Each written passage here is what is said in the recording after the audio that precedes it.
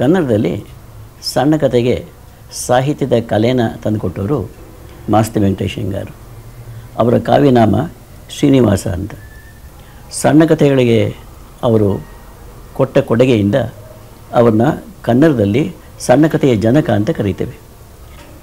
ಅವರು ತಮ್ಮ ಕಥೆಗಳಲ್ಲಿ ಎಲ್ಲ ಬಗೆಯ ಬದುಕಿನ ಸಮಸ್ಯೆಗಳನ್ನು ತಗೊಳ್ತಾರೆ. ಆ ವೈವಿಧ್ಯ ಆಶ್ಚರ್ಯ ಉಂಟು ಮಾಡುತ್ತೆ. ಬಡವರು, ಹಳ್ಳಿಯವರು, ನಗರದವರು, ಶ್ರೀಮಂತರು, ವರ್ತಕರು, ವೇಶ್ಯೆ ಎಲ್ಲರೂ ಬರ್ತಾರೆ ಈ ಕಥೆಗಳಲ್ಲಿ. ಬೇರೆ ಬೇರೆ ವರ್ಗದ ಬೇರೆ ಬೇರೆ ರೀತಿಯ ಜನಗಳನ್ನೆಲ್ಲ ತಮ್ಮ ಕಥೆಯಲ್ಲಿ ತಂದುಕೊಟ್ಟು ಮಾಸ್ತಿಯವರು ಇದು ಮಾಸ್ತಿ ಪ್ರಪಂಚ ಅನ್ನೋ ಹಾಗೆ ಒಂದು ಜಗತ್ತನ್ನೇ ಸೃಷ್ಟಿ ಮಾಡಿಬಿಟ್ರು.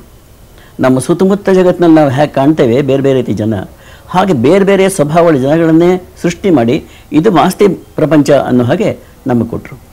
ಈ ಮಾಸ್ತಿ ಪ್ರಪಂಚದಲ್ಲಿ ನಾವು ಕಾಣೋದು ಎರಡು ವಿಶಿಷ್ಟವಾದ ಸಂಗತಿಗಳು. ಒಂದು, ಜನಸಾಮಾನ್ಯರಲ್ಲಿ ಮಾಸ್ತಿ ಅವರಿಗಿರುವ ಒಂದು ವಿಶ್ವಾಸ. ಜೀವನದಲ್ಲಿ ಎಷ್ಟೇ ಕಷ್ಟ ಬರಬಹುದು, ಆದರೆ ಏನು ಕಷ್ಟ ಬಂದರೂ ಕೂಡ ಅದನ್ನು ಎದುರಿಸಿ ತಮ್ಮ ಸತ್ವವನ್ನು ಕಾಪಾಡಿಕೊಳ್ಳುವ ಯೋಗ್ಯತೆ ಸಾಮಾನ್ಯ ಜನಕ್ಕಿದೆ. ಅವರ ಅನೇಕ ಕಥೆಗಳಲ್ಲಿ ಬರೋರು ಬಡವರು, ಸಾಮಾನ್ಯ ಜನರು, ಕಟ್ಟಿಗೆ ಒಡೆಯೋನು. ಈ ಚಿಕ್ಕವಲ್ಲಿದ್ದ ಹಾಗೆ 18-19 ವರ್ಷದ ಹುಡುಗಿ, ಪಾಪ ಏನು ತಿಳಿದೇ ಇದ್ದಾಗ ಮದುವೆ ಆದ ಹುಡುಗಿ, 16 ವರ್ಷಕ್ಕೆ ಮದುವೆ ಆಗಿದೆ, ತನಗಿಂತ ತುಂಬ ಹೆಚ್ಚು ವಯಸ್ಸಿನಲ್ಲಿ ಮದುವೆ ಮಾಡ್ಕೊಂಡಿದ್ದಾಳೆ. ಆದರೆ ಈ ಹುಡುಗಿ 18-19 ವರ್ಷದ ಹುಡುಗಿ, ತುಂಬ ಕಷ್ಟಕ್ಕೆ ಸಿಕ್ಕ ಹುಡುಗಿ, ತನ್ನ ಶೀಲವನ್ನು ಹೇಗೆ ಕಾಪಾಡಿಕೊಳ್ತಾಳೆ? ಪ್ರಾಣ ಹೋದರೂ ಚಿಂತೆ ಇಲ್ಲ, ಶೀಲನ ಬಿಡೋಲ್ಲ ಹೇಗೆ ಕಾಪಾಡ್ತಾಳೆ?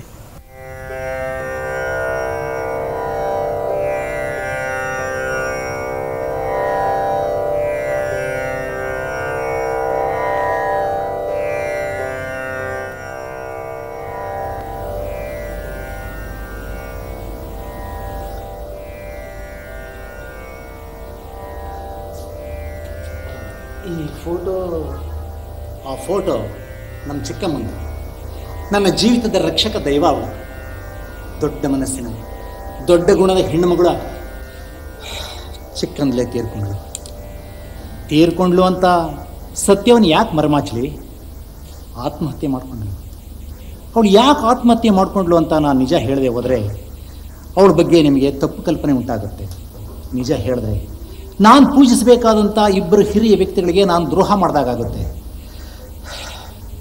ಆದರೂ ನಮ್ಮ ಚಿಕ್ಕವನ ಬಗ್ಗೆ ನಾನು ವಿಶದವಾಗಿ ಹೇಳ್ತೀನಿ, ಕೇಳುವಷ್ಟು ಪುರ್ಸತ್ ಇದೆಯಾ ನಿಮಗೆ? ಖಂಡಿತ ಪುರ್ಸತ್ ಇಲ್ದಿದ್ರು ಪುರ್ಸತ್ ಮಾಡ್ಕೋತೀನಿ. ಇತ್ತೀಚೆಗೆ ನನ್ನ ಹವ್ಯಾಸವೇ ಅದಾಗಿದೆ. ನೀವು ನಡೆದದ್ದನ್ನೆಲ್ಲ ಸವಿಸ್ತಾರವಾಗಿ ಹೇಳಿದ್ರೆ ನಾನು ನನ್ನ ಮೂಸೆಯಲ್ಲಿ ಅದನ್ನು ತುಂಬಿ ಕಥೆ ಆಗಿಸ್ತೀನಿ. ನೀವು ಹೇಳಿ. ಆವತ್ತು ಚಿಕ್ಕವನ್ನ ಮದುವೆ ಮಾಡಿಕೊಂಡು ಈ ಮನೆಗೆ ಕರ್ಕೊಂಬಂದು ನನಗೆ ಚೆನ್ನಾಗಿ ಜ್ಞಾಪಕ ಇದೆ. ನಾನು ಇಲ್ಲೇ ನಿಂತಿದ್ದೆ.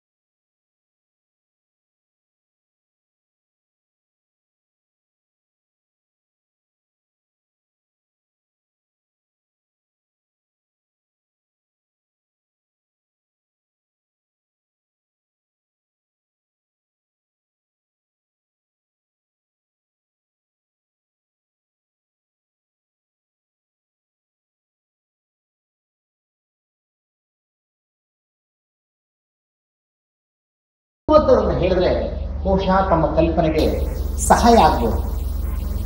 ನಮ್ಮ ತಂದೆಗೆ 4 ಜನ ಹೆಂಡತಿಯರು. ಮೊದಲನೇವಳಿಗೆ ಮಕ್ಕಳಾಗಲಿಲ್ಲ ಅಂತ ಎರಡನೇವ್ರನ್ನ ಮದುವೆ ಆದ. ಅವಳಿಗೆ 4 ಜನ ಮಕ್ಕಳು. ಕೊನೆಗೆ ಉಳಿದವನು ಒಬ್ಬನೇ, ಅದೇ ನನ್ನ ಅಣ್ಣ. ನನಗಿಂತ 15 ವರ್ಷಕ್ಕೆ ದೊಡ್ಡವನು.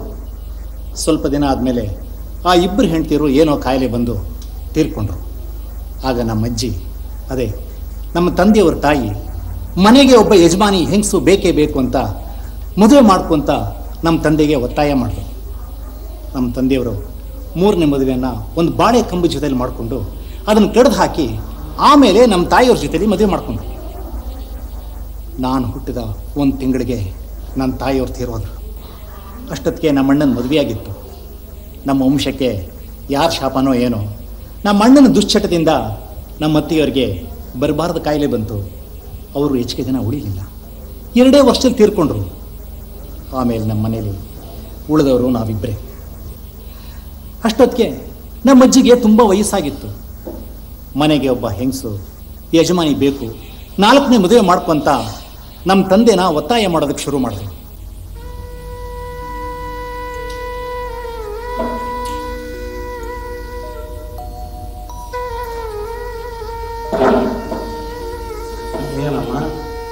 ನಾನು ಕಾಶಿಗೆ ಹೋಗ್ಬೇಕು. ಈ ಮನೆಯಲ್ಲಿ ದುಡ್ದು ಮುದುಕಿ ಆದೆ. ನನ್ನನ್ನು ರೈಲ್ಗೆ ಹಾಕಿ ಕಳ್ಸಪ್ಪ. ಸ್ವಲ್ಪ ಶಕ್ತಿ ಇರೋವಾಗಲೇ ಹೋಗ್ಬಿಟ್ಟು ಬರ್ತೀನಿ. ನೀನು ಮದುವೆ ಆಗೋಲ್ಲ, ನಂಗೆ ಈ ಮನೆ ಋಣ ತೀರ್ತು ಅಂದ್ಕೊಳ್ತೀನಿ.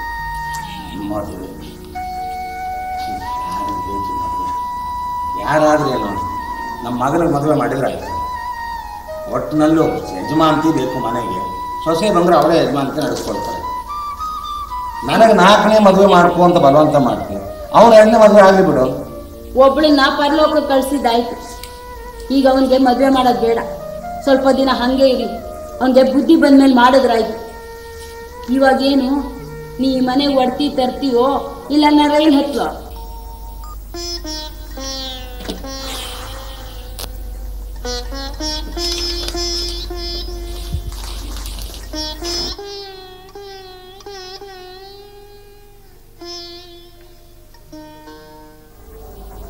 ಕಡೆ ಯಾವುದೋ ದೂರದಿಂದ ಇವ್ರಿಗೆ ಹೆಣ್ಣು ಕೊಡೋಕೆ ಮುಂದೆ ಬಂದ್ರಂತೆ.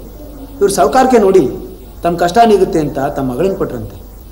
ಹುಡುಗಿಗೆ 18 ವರ್ಷ, ವರನ್ಗೆ 55 ವರ್ಷ. ವರ್ಷಾಮನೆ ತುಂಬ ಚೆನ್ನಾಗಿತ್ತು ಅಂತ ಶ್ರೀರಾಮ್ ಹೇಳಿದ್ರು. ಆ ಮನೆಗೆ ಬಂದಮೇಲೆ ಆ ಮನೇಲಿದ್ದ ಚಿಕ್ಕ ಹುಡುಗನ ತುಂಬ ಹಚ್ಕೊಳ್ಳೋದಕ್ಕೆ ಶುರು ಮಾಡಿದ್ಲಂತೆ ಚಿಕ್ಕವ.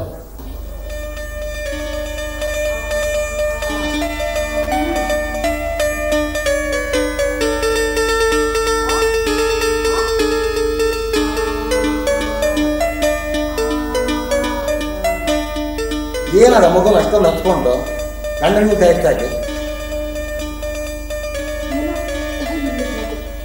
ಒಂದು ಒಳ್ಳೆ ಮಾತಾಡ್ತೀನಿ ಅಂತ ತುಂಬಾ ಹಚ್ಕೊಂಡ್ಬಿಟ್ಟಿದ್ದಾನೆ. ಹೀಗೆ ತಲೆ ಮೇಲೆ ಕೂರಿಸ್ಕೊ. ಒಂದ್ ದಿವಸ ಯಾವುದಕ್ಕೂ ಬದಲ್ಲ ಅಷ್ಟೇ. ಆಗ ನನಗೆ ಇದೊಂದು ಅರ್ಥವಾಗಲಿಲ್ಲ. ನಾನು ಚಿಕ್ಕವನ್ನ ತುಂಬ ಹಚ್ಕೊಂಡ್ಬಿಟ್ಟಿದ್ದೆ. ನಮ್ಮ ತಂದೆಗೆ ಬರ್ತಾ ಇದಿಷ್ಟ ಆಗಲಿಲ್ಲ. ನನ್ನನ್ನು ಶಾಲೆಗೆ ಸೇರಿಸಿದ್ರೆ ಹಗಲೊತ್ತು ಅವಳಿಂದ ದೂರ ಇಡಬಹುದು, ಆಗ ಅವಳ ಮನಸ್ಸನ್ನು ಒಲಿಸ್ಕೊಳ್ಬಹುದು ಅಂತ ಅವ್ರ ಯೋಚನೆ ಆಗಿತ್ತು.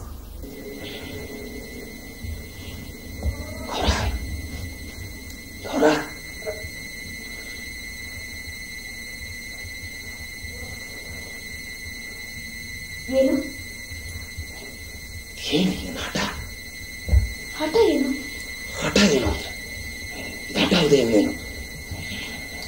ನಾನು ಮದುವೆ ಆಗಿರೋದು ಯಾತಕ್ಕೆ? ಯಾಕೆ ಮದುವೆ ಆಗಿದೆ ಅಂತ ಯಾರಂತ ಹೇಳ್ತಿದ್ದೀರಿ? ಮದುವೆ ಆಗಿರೋರು ಗೊತ್ತಿರಬೇಕು.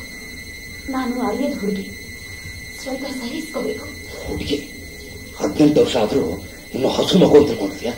ಹಸು ಮಗು ಅಲ್ಲದೆ ನನ್ಗೇನ್ ದಿನ ಹೋಗಿರೋದು? ನಾನು ಪುಣ್ಯ ಮಾಡಿದ್ರೆ ಈ ಮನೆ ಮಗಳಾಗಿ ಹೊಡ್ತಾ ಇದ್ದೆ. ಈ ಮನೇಲಿದಲ್ಲ ಒಬ್ಬ ಮಗ, ಅವನಿಗೆ ತಂಗಿಯಾಗಿರ್ತಾ ಇದ್ದೆ. ನಾನು ಬೇರೆ ಮನೆ ಮಗು, ಕೈ ಹಿಡಿದು ಬಂದೆ. ತಿಳಿದವಳು ಅಂತ ಸ್ವಲ್ಪ ಸಹಿಸ್ಕೊಳ್ಳಿ. ಸಹಿಸ್ಕೊಳ್ಳಿ ಅಂತ ಎಷ್ಟು ಸುಲಭವಾಗಿ ಹೇಳ್ಬಿಡ್ತೀನಿ ನೋಡು. ನೀನು ಜೇಡಿ ಮಣ್ಣಿನ ಗೊಂಬೆ ಇರಬಹುದು, ಅದು ನಾನು.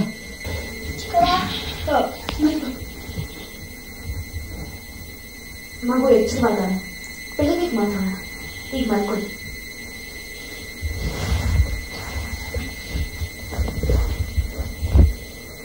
ಅದಕ್ಕೆ ಅಂತ ಕಾಣುತ್ತೆ ಯಾವಾಗಲೂ ಆ ಮಗು ಅಷ್ಟೊಂದು ತಲೆ ಕಟ್ಕೊಂಡು ಅವ್ರು ಯಾವ ಮಧ್ಯ ತಂದ್ಬಿಟ್ಟು ನಾನು ಬಾಯಿ ಮುಚ್ಚಿರ್ತೀನಿ.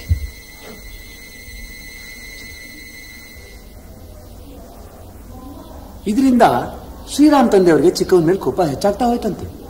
ಆಗಾಗ ಸುಮ್ಮನೆ ಅವ್ರನ್ನ ಬೈಯೋದು, ಸುಮ್ಮನೆ ರೀಗಾಡೋದನ್ನ ಶುರು ಮಾಡಿದ್ರಂತೆ. ಅಣ್ಣಯ್ಯ ಯಾವಾಗ್ಲೂ ಚಿಕ್ಕವನ್ ಬೈತಾ ಇರ್ತಾನೆ. ನಾನು ಸ್ಕೂಲ್ಗೆ ಹೋದ್ಮೇಲೆ ಹೊಡಿತಾನೋ ಏನೋ ಗೊತ್ತಿಲ್ಲ. ನನ್ನ ಚಿಕ್ಕವ್ವ ಎಷ್ಟು ಪ್ರೀತಿ ಮಾಡ್ತಾರೆ. ನಾನು ಚಿಕ್ಕವನ್ ಬಿಟ್ಕೊಡ್ಬಾರ್ದು. ನಾನು ಸ್ಕೂಲ್ಗೆ ಹೋದ್ರೆ ತಾನೇ ಚಿಕ್ಕವನ್ ಹೊಡಿಯೋದು. ನಾನು ಸ್ಕೂಲ್ಗೆ ಹೋಗೋದಿಲ್ಲ. ಯಾಕೋ ಇನ್ನು ಇನ್ನು ಶಾಲೆಗೆ ಹೋಗಿಲ್ವಾ? ಯಾಕೋ ಹೊಟ್ಟೆ ನೋವ್ತಾ ಇದೆ ಚಿಕ್ಕವ್ವ, ನಡಿಯೋಕೆ ಆಗೋದಿಲ್ಲ. ಹೌದಾ ಅನ್ಕಂದ? ಬೆಳಗ್ಗೆ ಸೀಬೆಕಾಯಿ ಏನಾದ್ರು ತಿಂದ್ಯಾ? ಹೋಗ್ಲಿ ಬಿಡು, ಹೊಟ್ಟೆ ಮೇಲೆ ಹರಳೆಣ್ಣೆ ಹಚ್ತೀನಿ, ಎಲ್ಲ ಸರಿ ಹೋಗುತ್ತೆ. ಬಾ. ದಿನ ಏನಾದರೂ ಒಂದು ನೆಪ ಹೇಳಿ ಶಾಲೆಗೆ ತಪ್ಪಿಸ್ಕೊಳ್ತಿದ್ದೆ. ಅದು ನಮ್ಮ ಚಿಕ್ಕಮ್ಮನಿಗೂ ತುಂಬಾ ಇಷ್ಟ ಆಗ್ತಿತ್ತು. ಹಾಗಂತ ಅವಳು ನನ್ನ ಓದೋದನ್ನು ನಿಲ್ಲಿಸಲಿಲ್ಲ. ತನಗೆ ತಿಳಿದ ಮಟ್ಟಿಗೆ ನನಗೆ ಹೇಳ್ಕೊಡ್ತಿದ್ಲು. ಪಾಠ ಮಾಡೋದಕ್ಕೆ ಮನೆಗೆ ಒಬ್ಬ ಮೇಷ್ಟ್ರನ್ನು ಗೊತ್ತು ಮಾಡಿದ್ಲು. ಎಲ್ಲ ನಿರೂಪಾಯ್ತು ಅಂತ ಕಾಶಿಗೆ ಹೋಗಿದ್ದು ನಮ್ಮ ಅಜ್ಜಿ ಗಟ್ಟಿಮುಟ್ಟಾಗೆ ವಾಪಸ್ ಬಂದ್ಲು. ಇದೇ ಕಡೆ ಪ್ರಯತ್ನ ಅಂತ ನಮ್ಮ ತಂದೆ ಒಂದು ದಿವಸ ನಮ್ಮ ಚಿಕ್ಕವನಿಗೆ ಹೇಳಿದ್ರು.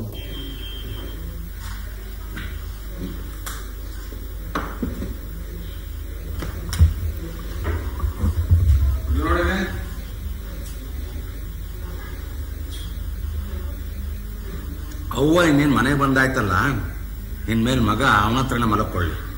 ಅವನ ಹಾಸಿಗೆನ ಅವನ ಹತ್ರನೇ ಹಾಕು. ಮಗು ಅವನ ಹತ್ರ ಮಲ್ಕೋದಾದ್ರೆ ಈ ಮನೆಗೆ ನನ್ನನ್ನು ಯಾಕೆ ಕರೆತಂದ್ರಿ? ನಾನು ಈ ಮನೆಗೆ ಬಂದಿದ್ದು ಮಗುನ್ ನೋಡ್ಕೊಳಕಲ್ವಾ? ನೀವು ಮದುವೆ ಮಾತುಕತೆಗೆ ಬಂದಾಗ ಏನಂತಂದ್ರಿ? ಮನೇಲಿ ಒಂದು ಸಣ್ಣ ಮಗು ಇದೆ, ಅದಕ್ಕೆ ದಿಕ್ಕಬೇಕು ಅಂತಂದ್ರಿ. ನಾನು ಈ ಮನೆಗೆ ಆ ಮಗುಗೆ ದಿಕ್ಕಾಗೋಕ್ ಬಂದೆ. ನಾನು ಆ ಮಗುನ್ ನೋಡ್ಕೊಂಡು ದೊಡ್ಡವನಾಗಿ ಮಾಡ್ತೀನಿ. ನಿಮ್ದು ಅದೇ ಆಸೆ ತಾನೆ? ಇಬ್ರು ಸೇರ್ಕೊಂಡು ಮಗುನ್ ಸಾಕೋಣ. ನೀನ್ ಏನ್ ಹೇಳ್ತಾ ಇದೀಯಾ? ಮದುವೆಗೆ ಹೆಣ್ಣು ನೋಡಕ್ ಬಂದವರು ನನ್ನಂತ ಸಂಸಾರ ಕೆಟ್ಟವ್ರಾದ್ರೆ ಇನ್ನೇನ್ ತನಕ ಹೇಳ್ತಾರೆ? ಮಗುಗೊಂದು ದಿಕ್ಕು ಬೇಕು ಅಂತ ಕೇಳ್ತಾರೆ, ಇಲ್ಲ ಮನೆಗೆ ಯಾರು ನಾನು ನೋಡ್ಕೊಳೋಗ್ಬೇಕು ಅಂತಾರೆ. ಅದನ್ನೇ ದೊಡ್ಡ ವಿಷಯ ಮಾಡ್ಕೊಂಡು ನಿನ್ನಾಗ ಯಾರಾಡ್ತಾರೆ ಬಿಡು. ನಾನೇನ್ ಆಡ್ತಿದ್ದೀನೋ ನನಗೆ ತಿಳಿದಿಲ್ಲ. ನೀವ್ ದೊಡ್ಡವರು. ಆಡೋ ಹುಡುಗಿನ ಕಟ್ಕೊಂಡು ಬಾಳಿದ ಹೆಂಡತಿಯಾಗಿರು ಅಂದ್ರೆ ಹೇಗಿರಕ್ ಸಾಧ್ಯ? ಆಡೋ ಹುಡುಗಿ ನಾನು ನಿಮ್ ಜೊತೆ ಹಸೆ ಮೇಲೆ ಕೂತ್ ಹೆಂಗ್ಸಾದೆ. ನನಗ್ ಮದ್ವೆಗೆ ಮುಂಚೆ 4 ವರ್ಷದ ಮಗು, ಇನ್ನೊಬ್ಬ ಮಗ ನನಗಿಂತ 6 ವರ್ಷದ ದೊಡ್ಡವರು. ನಾನ್ ಮುದ್ಕಿನೂ ಅಲ್ಲ, ಹೆಂಗ್ಸೂ ಅಲ್ಲ, ನಾನೊಂದು ಇಬ್ಬಂದಿ. ನೀವ್ ನನ್ನ ಕೈ ಹಿಡ್ದವ್ರು. ನಿಮ್ ಮಗಳನ್ನ ಹೋಗೋ, ನಿಮ್ ಸೊಸೆ ಅನ್ನೋ ಹೋಗೋ ಮರುಕದಿಂದ ನಡ್ಕೊಳ್ಳಿ. ಏನು ನಿನ್ನ ನನ್ನ ಮನೆಗೆ ಸೊಸೆ ತರಬೇಕಾಗಿತ್ತ? ಮಾತು ಹದ್ದು ಮೀರ್ತಾ ಇದೆ. ಕೋಪ ಮಾಡ್ಕೋಬೇಡಿ, ಅವನು ನನ್ನ ಮಗನೇ.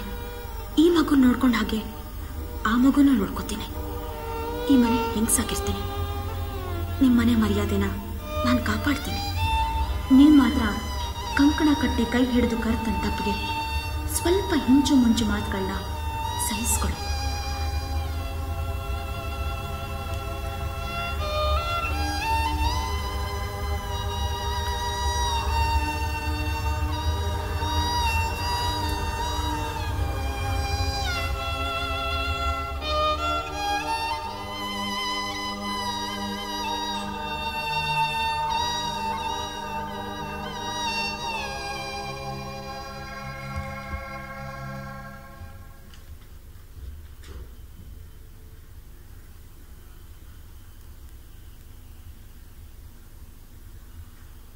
ನಂತರ ದಿನಗಳಲ್ಲಿ ತಂದೆ ಅನೇಕ ವ್ಯರ್ಥ ಪ್ರಯತ್ನಗಳನ್ನು ಮಾಡಿ ಚಿಕ್ಕವನ ಗೊಡವೆಯೇ ಬೇಡ ಅಂತ ಅವಳ ಪಾಡುಗಳನ್ನು ಬಿಟ್ಟುಬಿಟ್ರು.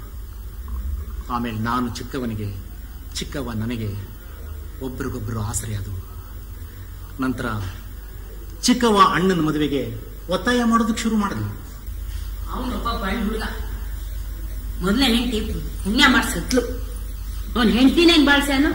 ಒಬ್ಬ ಹೆಂಡತಿ ಹೋದ್ಲು ಅಂತ ಇನ್ನೊಬ್ಬ ಹೆಂಡತಿನ ಕಟ್ಕೊಂಡು ನಾನ್ ಪಟ್ಟು ಸುಖ ಸಾಲ್ದೇನ? ಅವಸರ ಏನು? ಮಾಡಿದ್ರೆ ಆಯ್ತು. ಮನೆ ಒಡ್ತಿ ಅಂತ ನೀನ್ ಇದೆಯಲ್ಲ, ಅವನ್ ಮದ್ವೆ ಯೋಚನೆ ಆಮೇಲೆ ಮಾಡಿದ್ರಾಯ್ತು.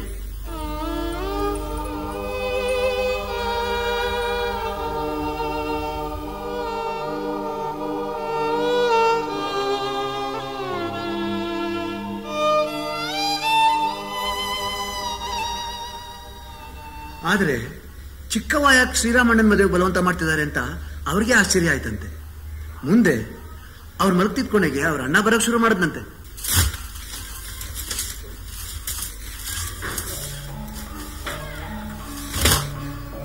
ಕೋಣೆ ಒಳಕ್ಕೆ ಯಾಕೆ ಬಂದ್ರೆ?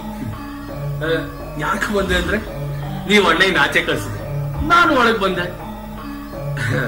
ನೀವು ಅಣ್ಣಯ್ಯನ ಆಚೆ ಕಳಿಸಿದ್ದು ನಾನು ಒಳಗೆ ಬರ್ಲಿ ಅಂತಲ್ವಾ?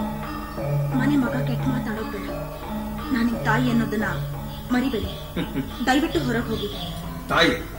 ತಾಯಿ ಯಾವತ್ತು ಮಗನ್ಗೆ ಹೋಗಿ ಬನ್ನಿ ಅಂತ ಮಾತಾಡ್ಸಿದ್ ನಾನು ನೋಡಿಲ್ಲ. ನೀವು ನನ್ನ ಮಗ ಅಂತ ಒಪ್ಕೊಳ್ಳೋದೇ ಆದ್ರೆ ಹೋಗು ಬಾ ಅನ್ಬೇಕು. ಅದು ಬಿಟ್ಟು ಇನ್ ಮುಂದೆ ಹಾಗೆ ಕರೆಯೋಣವಂತೆ. ಈಗ ದಯವಿಟ್ಟು ಹೊರಗೆ ಹೋಗಿ.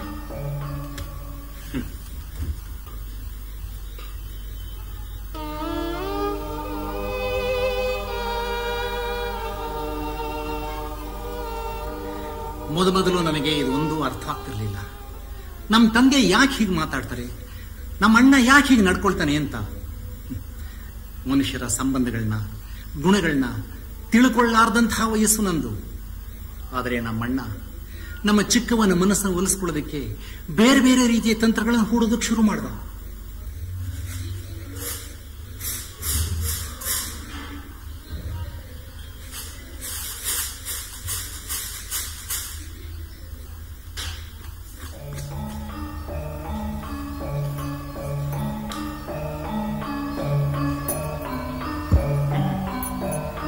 ಅಣ್ಣಯ್ಯ ಹೆಂಗಸಿನ ಸಂಬಂಧ ಮಾಡ್ಕೊಂಡ ಅಂತ ನಾನು ಹೇಳಿದ್ರೆ ನೀನ್ ನಂಬಲಿಲ್ಲ.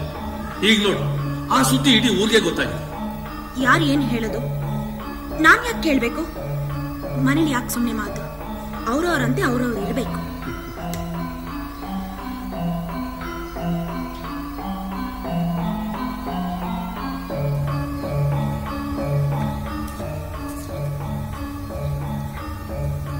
ಮಲ್ತಾಯಿ ಚಿಕ್ಕೋಳಾದ್ರು ತಾಯಿ ಕಣಪ್ಪ. ನಿನ್ ತಾಯಿ ನಿನ್ ಹೆತ್ತವಳೆ ತಿರುಗಿ ಬಂದಿದ್ದಾಳೆ ಅಂತ ತಿಳ್ಕೊ. ಮನೆ ಯಜಮಾನಿ ಅಂತ ಮರ್ಯಾದೆಯಿಂದ ಕಾಣು.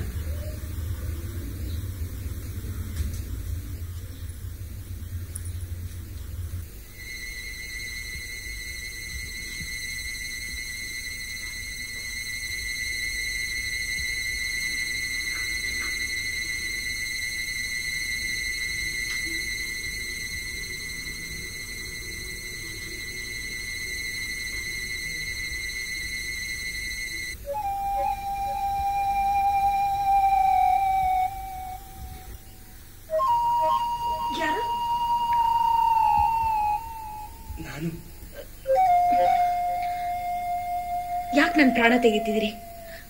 ಒಳ್ಳೆ ಮಾತಿನಲ್ಲಿ ದೂರ ಇರಿ. ಎಲ್ಲ ಸಹಿಸ್ಕೊಂಡಿದ್ದೀನಿ ಅಂತ ಅತಿ ಮಾಡಬೇಡಿ. ನಾನೇನು ಅತಿ ಮಾಡಿದ್ದು? ನೀನ್ ಯಾಕೆ ಇದನ್ನೆಲ್ಲ ಸಹಿಸ್ಕೋಬೇಕು? ಆ ಮಾತೆಲ್ಲ ಯಾಕೆ ಸುಮ್ಮನೆ? ನೋಡು, ನೀನ್ ಅಣ್ಣಯ್ಯನ ಮದುವೆ ಮಾಡ್ಕೊಂಡು ನಿಮ್ ಮನೆಗೆ ಬಂದಿಯಲ್ಲ, ಆಗ ನನ್ನ ನೋಡಿ ತಲೆ ಬಗ್ಗಿಸ್ತೆ, ನೆನಪಿದೆಲ್ಲ? ಅಣ್ಣಯ್ಯ ನಿನಗೆ ತಾಳಿ ಕಟ್ಟಿದ್ದು ನನಗೋಸ್ಕರ ಅಂತ ಅನ್ಕೋ. ದಯವಿಟ್ಟು ನನ್ನ ಮಾತು ಕೇಳು. ನಾರಾಯಣ, ಎಂತ ಮಾತು ಕೇಳ್ಬೇಕಾಯ್ತು?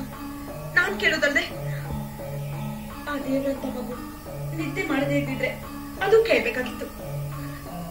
ನೀವಂತೂ ಕೆಟ್ಟೋಗಿದ್ದೀರಾ. ಆ ಮಗುನು ಕೆಡಿಸಿ ಅದನ್ನ ಹಾಳು ಮಾಡಿ ನಿಮ್ ಹೊಟ್ಟೆ ತುಂಬಿಸ್ಕೋಬೇಕು ಅಂತಿದ್ದೀರಾ. ಈಗಾಯ್ತಲ್ಲ, ಆಚೆ ನಡೀರಿ. ನಡೀರಿ ನಡೀರಿ ಅಂತ ಅನ್ಕೊಂಡು ಅಜ್ಜಿ ಹೇಳಿದ್ ಕೇಳಿಲ್ವಾ? ಮುನಿನ್ ಹೆಂಡತಿ ಈರಿನ ಜೊತೆ ಓಡೋದ್ಲು ಅಂತ.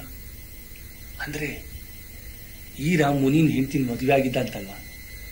ಅವಳ ಗಂಡಿನ ಜೊತೆ ಓಡ್ ಹೋದ್ರೆ ಇನ್ನೇನ್ ಮಾಡಕ್ ಸಾಧ್ಯ? ಯಾರೋ ಹೆಂಡತಿನ ಇನ್ಯಾರೋ ಮದುವೆ ಆದ್ರೆ ಓಡ್ ಹೋಗದೆ ಸುಮ್ಮನೆ ಇರ್ತಾರ? ನಾನು ನಿಮ್ಮನ್ನು ಬಲವಂತ ಮಾಡ್ತಿಲ್ಲ, ಈಗಲೇ ಆಗ್ಬೇಕು ಅಂತೇನಿಲ್ಲ. ನಿಧಾನ ಆದ್ರೂ ಪರವಾಗಿಲ್ಲ, ಹೂವಂದ್ರೆ ಸಾಕು. ಮಗ ಅಂತ ಇಷ್ಟು ಮಾತು ಕೇಳ್ಕೊಂಡು ನಾನು ಸುಮ್ಮನೆ ಇದ್ದೀನಿ. ಮನೆ ಮರ್ಯಾದೆ ಹೋಗ್ಬಾರ್ದು. ಸುಮ್ಮನೆ ಕೂಗಾಡಿದ್ರೆ ಬೇರೆ ಯಾರ ಮಾನ ಹೋಗಲ್ಲ.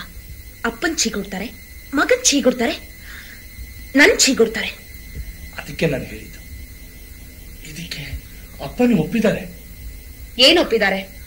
ನಿನ್ನೆ ಅಜ್ಜಿ ಹತ್ರ ಮಾತಾಡ್ತಿದ್ರು. ಈ ಹೆಂಗಸನ್ನ ಈ ಮನೆಗೆ ತಂದಿದ್ದಾಯ್ತು, ಸೊಸೆ ಮಾಡ್ಕೊಳ್ದೆ ನಾನೇ ಕಟ್ಕೊಂಡೆ, ಅದೊಳಗೆ ಕೋಪ ಅಂತ ಕಾಣುತ್ತೆ ಅಂತ. ಕೆಟ್ಟಗಳಿಗೆ ಸಂಬಂಧ ಮಾಡ್ಬಿಟ್ಟಿದೀವಿ ಅಂತಿದ್ರು. ನಾನಿಲ್ಲಿಗೆ ಬರೋ ವಿಷಯ ಅವ್ರಿಗೆ ಗೊತ್ತು. ನೀವು ಸುಖವಾಗಿರಿ ಅಂತ ಬಾಯ್ಬಿಟ್ಟು ಒಂದು ಮಾತು ಹೇಳಲಿಲ್ಲ. ಆದ್ರೆ ಅವರ ಮುಖದಲ್ಲಿ ಆತರ ಚೆನ್ನಾಯ್ತು. ತಾನ್ ವಿಷ ಪರೀಕ್ಷೆ ಮಾಡಿದ್ದಾಯ್ತು, ಈಗ ಮಗನ್ ಕಳ್ಸಿದಾರಾ? ಆಗ್ಲಿ ಮಾಡಿ, ನಾನು ಹಣೆಲ್ ಬರ್ದ ಹಾಗಾಗ್ಲಿ. ಆದ್ರೆ ಈಗ ನಡೀರಿ, ಹೊರಗೆ ಹೋಗಿ ನಡೀರಿ.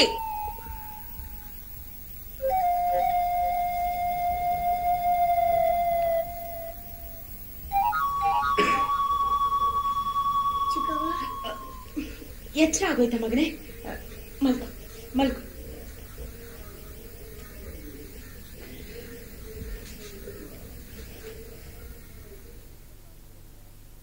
ಇಷ್ಟೆಲ್ಲ ಘಟನೆಗಳಾದ್ಮೇಲೆ ಚಿಕ್ಕವ್ವ ಒಂದು ತೀರ್ಮಾನಕ್ಕೆ ಬಂದಿದ್ಲು ಅಂತ ಕಾಣುತ್ತೆ. ಅವಳು ನನ್ನನ್ನು ಇನ್ನೂ ಹೆಚ್ಚು ಪ್ರೀತಿಸೋದಕ್ಕೆ ಶುರು ಮಾಡಿದ್ಲು.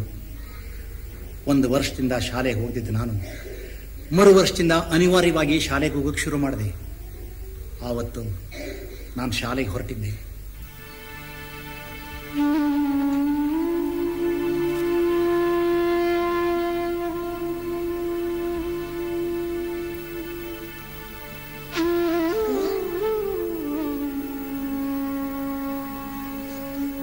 ಮಗ, ನಾಳೆಯಿಂದ ನಿನ್ನ ಕೆಲಸ ನೀನು ಮಾಡ್ಕೋಬೇಕು.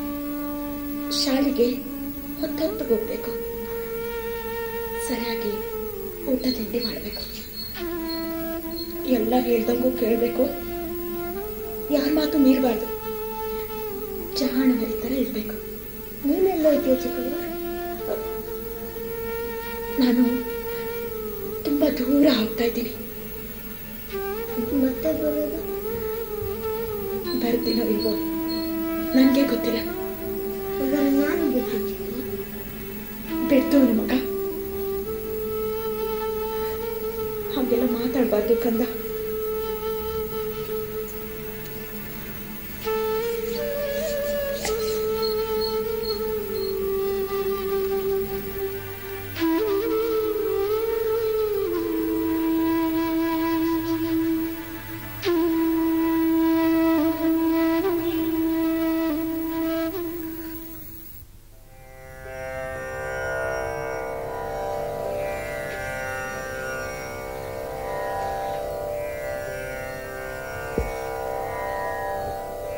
ಚಿಕ್ಕವ್ವ, ಚಿಕ್ಕವ್ವ,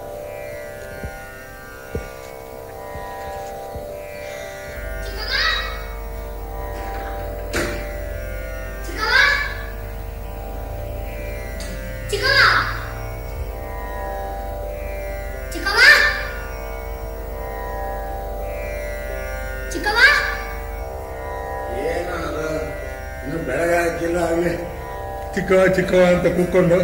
ಚಿಕ್ಕವ್ವ ಎಲ್ಲೂ ಕಾಣ್ತಾ ಇಲ್ಲ ಅಣ್ಣಯ್ಯ. ಇಲ್ಲ ಎಲ್ಲ ಇರ್ಬೇಕು ನೋಡೋದು. ಎಲ್ಲ ಹುಡುಕ್ತೆ ಅಣ್ಣಯ್ಯ, ಎಲ್ಲೂ ಕಾಣ್ತಾ ಇಲ್ಲ. ಹೌದಾ ಅಮ್ಮ? ಅಮ್ಮ, ಚಿಕ್ಕವ್ವ ಎಲ್ಲೂ ಕಾಣ್ತಾ ಇಲ್ಲ ಅಜ್ಜಿ. ಇಲ್ಲೇ ಇಲ್ಲ ಇರ್ಬೇಕು ಕಣ. ಎಲ್ಲ ಹುಡುಕ್ತೆ ಅಜ್ಜಿ, ಎಲ್ಲೂ ಇಲ್ಲ. ಹೌದಾ? ಬಾ ಬಾ.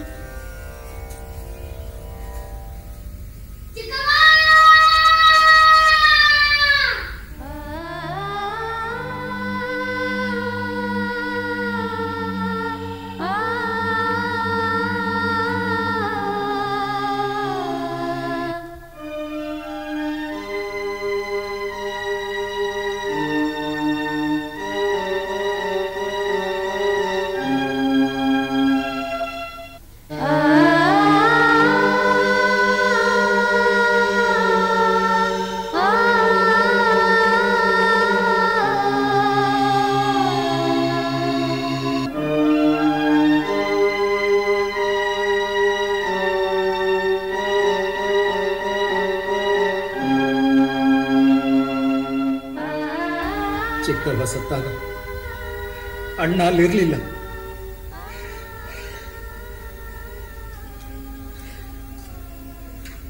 ಈ ಫೋಟೋ ಮದುವೆಯಾದ ವಸ್ತ್ರದಲ್ಲಿ ತೆಗೆದಿದ್ದು. ನಮ್ಮ ತಂದೆ ಜೊತೆಲಿ ಜವಳಿ ಫೋಟೋ ಆಗಿತ್ತು. ನಮ್ಮ ತಂದೆ ತೀರದ ಮೇಲೆ ನನ್ನ ಮನಸ್ಸಿಗೆ ಏನಾಯ್ತೋ ಏನೋ, ತಂದೆ ಫೋಟೋನ ಕತ್ತರಿಸಾಕಿ ಚಿಕ್ಕವೊಂದು ಮಾತ್ರ ಉಳಿಸ್ಕೊಂಡೆ. ಅದೇ ಫೋಟೋ ಇದು.